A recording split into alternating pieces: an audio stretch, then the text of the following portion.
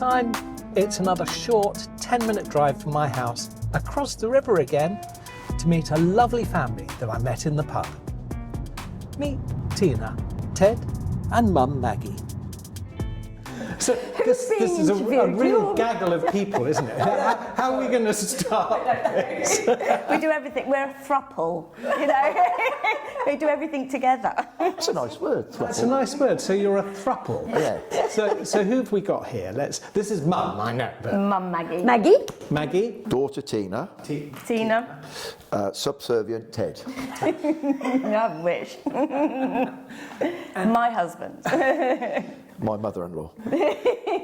And where are we? I mean, I know we're close to St Livrod, but where are we actually? Where do you live? This is Saint-Étienne-de-Fougères. So we are very close to Livrod, 6 kilometres I think, and close to Castelmoron.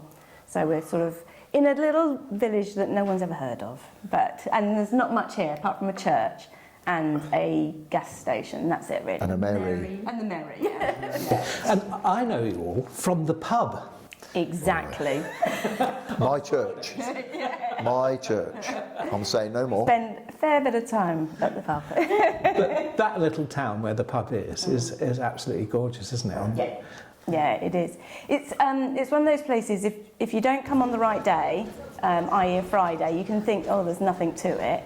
But if you go on market day, it is just completely different. It's bustly and there's loads of people and you always bump into someone you know. So it's got a real good community feel about it. And there is the pub and there's a church. So on Famille, we're very happy with St Livrod. It's got everything we need. But also, to be fair, if you go to the pub, everybody makes you feel welcome. Yeah, definitely. That's why we go to the pub. Yeah. Everybody's friendly. Yeah. Boss man and the rest of them. Yeah.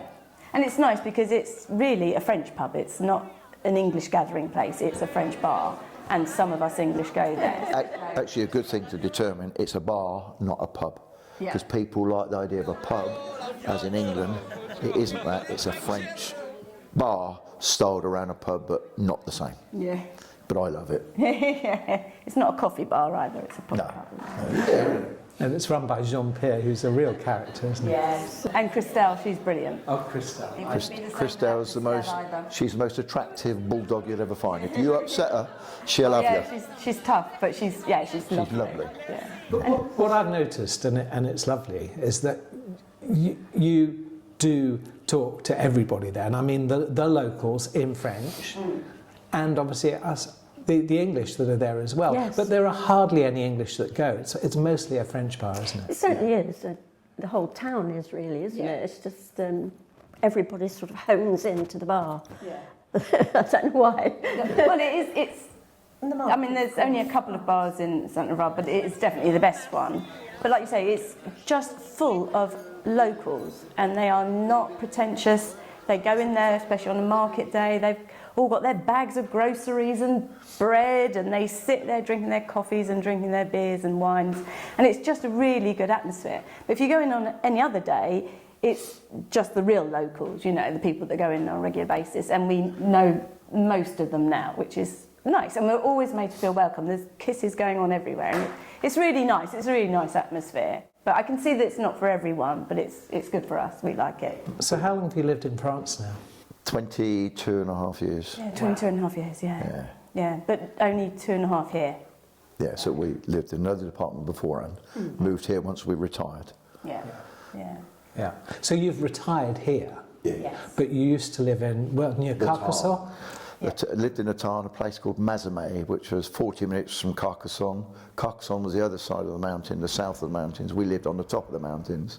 Mazamet was the other side. Castres, Toulouse was an hour and a half away, so we had Carcassonne airport and Toulouse airport was our two. And we ran a holiday business down there. Yeah, we were in the Montagne Noire, so we were quite high up. So it was beautiful. So what made you come to this part? You know, I mean, why here? We sold the business and we wanted to downsize, and we love Mazamet, but there's only a limited amount of things to do there in the area. So you go to Carcassonne or you go to Castres and Mazamet, and that's it. So we know people up here, and we came to visit and we thought, God, this is lovely. There's so much to do, so many little villages. Things are I don't know, open on a Sunday, which is not a big deal, but there is so much to do. And we sort of started off in Bergerac and sort of had a half an hour tour of that, didn't we? So that could have been the Dordogne, but it was about finding the house, not the village, actually, because we're 3 people, and Mum needs to have her own, you know, front room and obviously bedroom, etc., and bathroom. So it needed to be the house that had to work, not the area, really. And we were just lucky that we actually like the area now as well, so... Yeah, because as a throuple, as you like to call No, it... it's a throuple, not a thriple. It's a throuple. Subservient. As a throuple, we make our own entertainment. So we sit around the table some nights just giggling at, well, Mum might say something really silly, I might say something really intelligent, but then get laughed at. So that's the way we are. But when we moved from Mazamet, I intended to go back to England, and because John died, and we came up this way, didn't we? Because we have friends in Aimé, and so we had a little trip around there. He very kindly took us all around the whole area. I thought, no, I'm not that keen. I know it's very beautiful, it's a really beautiful area, but where we actually went with him, I wasn't so enamoured by the whole area. So then we came down this way a little bit, and then I thought, I don't know, I think I might like to live in this area. And that's how it came to be. I'm still here. And how do you find the health system here? Because I know a lot of people, as they get older, are worried about living here because of the health system. Yes, well, I think it's absolutely marvellous. Everybody I've come into contact with have been so kind. And I had that little sort of hiccup back last year, didn't I? And that was a bit of an eye-opener for me. And I just can't fault the healthcare that you get here. It's absolutely amazing. Had a little bit of a problem with doctors. I'm not keen on going to the doctors, who is? But he's just lovely, isn't he? He's really lovely, and I'm really happy here now. Absolutely happy. So you wouldn't say to somebody your age, some of the comments we get are saying, you know, the moment you get to a certain age, it's time to move back to England because... Oh yes, I know. A lot of people have said that. We met somebody a few weeks ago, and she said she was going to go back to England because certain age, as you say, you know, she wanted to be near her family. And we have family in England, but, you know, they come and visit us. Yes. And so we didn't find it a problem. But also, I think for you, it's different because we all live together. So we look after each other. Whereas I know some people are worried about coming to France when they're older because if it's just them as an elderly couple and something happens to one of them, then they're on their own. But, you know, you're not in that situation, so it's slightly different, I think, for us. But there is a good support network. There are a lot of English people around here. You don't always see them. Friday market day in the town, you'll hear and see lots of Brits, but other than that, you don't see lots of Brits. But you can get together with lots of Brits, pick and choose what you like, and if you really weren't stuck, they'd probably help you out. You know, you just ask and people help. Yeah, definitely. You know, especially if you're like Mum, you know, everybody calls it. Yeah, nice lady like Mum. Nice lady like Mum, who's in my French class. We have a laugh there, don't we? Yes, we do have a laugh, don't we? Not much French then. Not a lot of French happens. Because Jill is so lovely, and I think she's just marvellous for that. So you're still learning the language? Oh gosh, yes. I will never stop learning because my memory is not what it used to be now, and I can't remember words so much. Just English. I've always stuck with it. But your command of the language is pretty good now. I hear you. I think I've said you before, when I speak French, it's like a local farmer. I use the same language they use. I don't use grammar. I don't actually care too much if I get it wrong. They'll tell me. If they're friends of yours, they'll tell you got it wrong. If they're not friends of yours, they won't mention it, so it doesn't really matter. But I'm quite happy chatting away with whomever. But I do not use the word vous. I use tu, because for me, tu is the informal version, which I would call everybody. Yes. And everybody said, Ted, when they're older than you must say vous. Well, our neighbour over the road, Michelle, I to her all the time and she gives me a kiss for it, so can't be bad, can it? And there aren't that many people younger than you either. No. I've just thought what you just said. No. What is your favourite thing about living here then? There's a lot actually. There's lots and lots. In France or in Saint-Étienne? But just around here, I guess, because we're talking about the southwest. It's much more relaxed than you'd ever get in UK. And we've lived around various places in UK. It's more relaxed. You can do as much as you want or as little as you want. You get invitations left, right, and centre. I think in one of your previous interviews, they were talking about the night markets. Now, every night of the week, there's a night market. Well, Livrade has one of the best night markets. The food choices are superb. And St Etienne de Fourvière has 2 a year, one at the beginning of the season, one at the end of the season, and they are magic. And you can sit with complete strangers and they talk to you like we would have done 40 years in the UK. You speak to people on the road, you say good morning, and that's it. I mean, that to me is the best thing about it. It's been mentioned before, it's like England was 40 or 50 years ago where people were sociable. Yes. Everybody here is sociable. Yeah.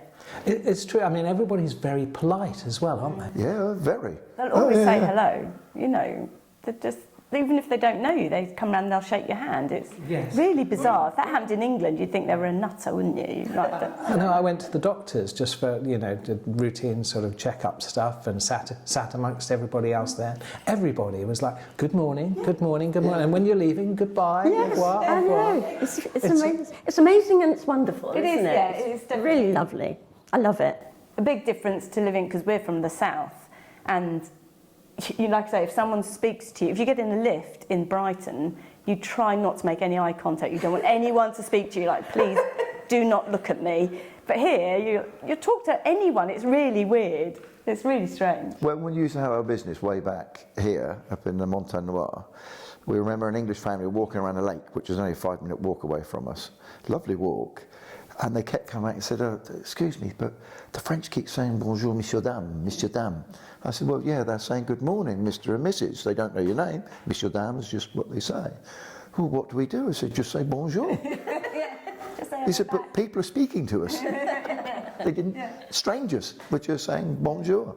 And they think, that's the thing that's lost in the UK. That's the only thing that's lost in the UK is politeness and manners and respect. Yes. Going back to the night markets, I mean, you tend to think, why don't they do that in the UK? But over here, they do it with such... I mean, they wouldn't be allowed to do it in the UK because of health and safety. I mean, you see the chip pans are all over. That's right. Yeah. But it works, doesn't it? It really works. And it's, like Ted mentioned earlier, you sit on great long tables and there could be a 90-year-old next to you here and there's a 6-year-old there and everyone's just talking to each other.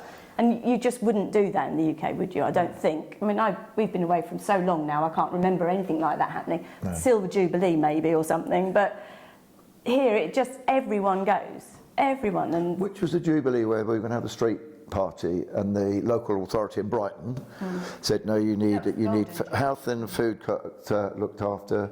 If you cook, you've got to cook it on this, that and the other. So you couldn't have a street party. You weren't allowed to block the road, weren't allowed to have a street party because all the rules and regs were stupid. You come here and you see some old fella might have a cigarette, put it on the side, cook you a steak, boof, you eat it, it's perfect. Nobody's that fussed. No.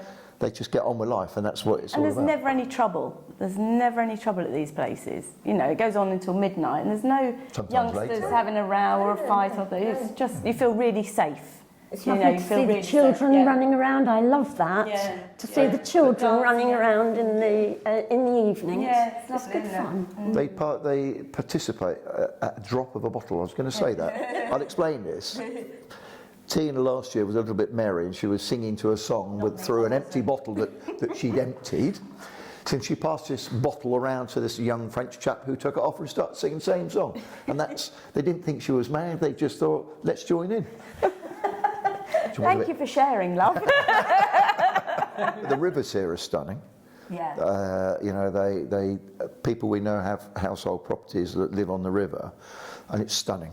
Absolutely stunning. We go to visit and it's lovely. Down in the Vrad on the river there. In the summer they put out that swimming pool thing, don't they? Have you seen that? How lovely is that? They just do it and it's just free, I think, and the kids can play in there. It's so lovely, isn't it? Two lifeguards as well. Yeah, they pay somebody. You pay someone to sit there and get a suntan. It's a big old river, actually, isn't it? It's huge, and people swim in it all the time. No, it's nice. It is a lovely place to live. Generally, the weather's great. You have got all the rivers, so you've got nice fresh air and clean air, and the people are friendly. The English and the French, nice community here. You know, everyone seems to, like Mum said earlier, help each other out. No one's on their own, and it's lovely, isn't it? We don't regret it for a second. No, and Absolutely not. I think the French school that everybody seems to go to and have a nice time that has secret bottles of wine under the table and just. I don't think they need it, love. No. Mum comes back and stop giggling. I can't even speak. Where's my alcohol? No, we went to a party the other night, and you and I were talking, and we talked about the French. Let's just say how the French close the roads occasionally with their tractors. That's interesting, isn't it? The French just, if they've got an issue with something, they just... Yeah, they take it to the government. They don't sit there and whinge about it. They take it to the government, and they're starting to do a similar thing in England with the tractors. But the French are very civil in what they do. They'll warn you. They close the road well ahead of the time, and they block the road. And where we used to live in Mazamet, the supermarkets were demanding the price of milk be lowered. Farmers overnight turned up with their muck spreaders, sprayed all of the car parks. There's no, all the supermarkets were sprayed with muck. Couldn't open supermarkets, had to be super cleaned. Said no, you buy the milk at the price that we're asking. We're already, down at that level where you can barely afford to produce the stuff. And I like the fact. They're rebels in a nice way.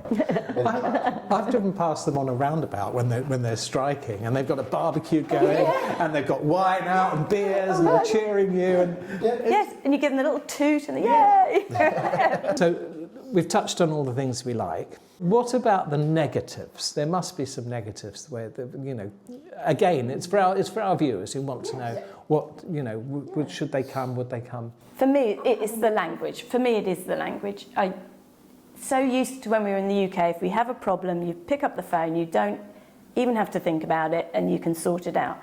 So I think for me, it's not having that ability to do it. Everything seems a little bit more of a struggle because of...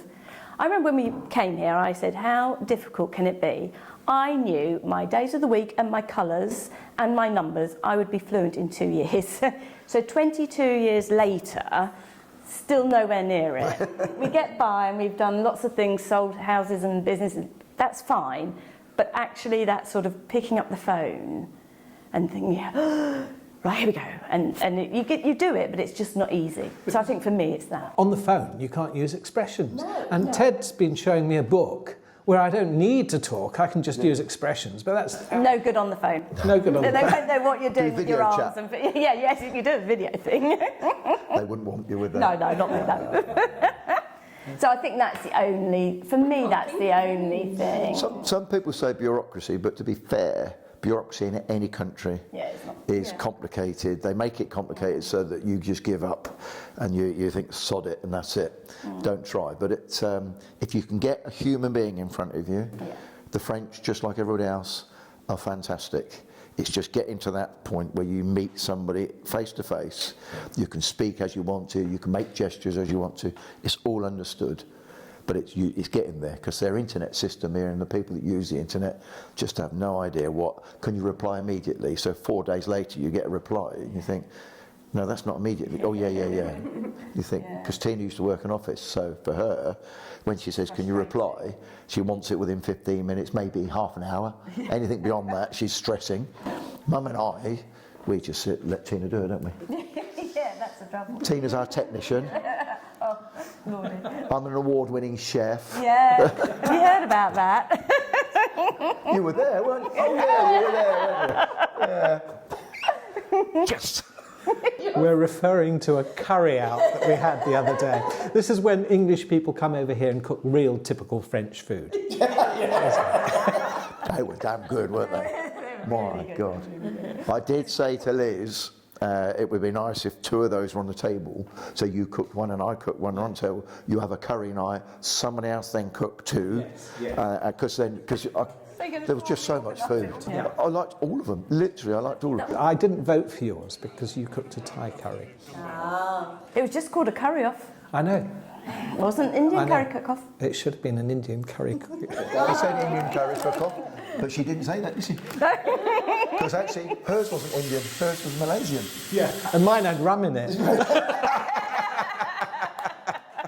So you're happy with your lot then? Would you, no plans on moving back or? No, not me, personally, no. If anything would happen to these 2, I'd still live in France. If I were on my own, I'd still live here. It's a good community. So they still have this tight community there. Everybody, French included, they're all the same.